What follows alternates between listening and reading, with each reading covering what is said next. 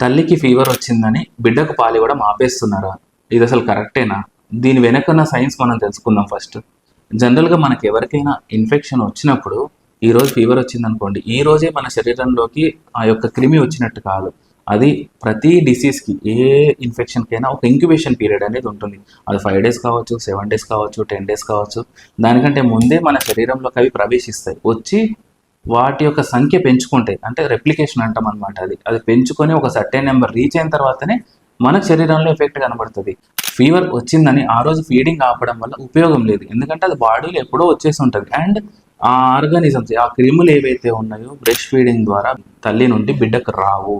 అది కంపల్సరీ అందరు తెలుసుకోండి. మదర్ యొక్క ఇమ్యూన్ సిస్టమ్ అయితే ఆ ఇన్ఫెక్షన్ని ఫైట్ చేయడానికి యాంటీబాడీస్ తయారు చేస్తుంది.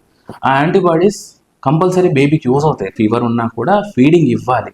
కొన్నిసార్లు కొన్ని ప్రికాషన్స్ తీసుకోవాలి. ఇప్పుడు మదర్కి ఎప్పుడైనా కోల్డ్ కఫ్ అలాంటివి ఉన్నాయనుకోండి, ఫీవర్తో పాటు కొంచెం ప్రాపర్గా హ్యాండ్ వాష్ చేసుకోవాలి, మాస్క్ పెట్టుకోవాలి, మన సరౌండింగ్స్ క్లీన్గా మెయింటైన్ చేసి బేబీకి తల్లిపాలు ఇవ్వచ్చు. ఇవ్వడం ద్వారా ఆ యాంటీబాడీస్ అనేవి బేబీకి పాస్ అయ్యి ఇన్ఫెక్షన్స్కి ఇంకా ప్రివెంట్ చేస్తాయి అన్నమాట బేబీకి.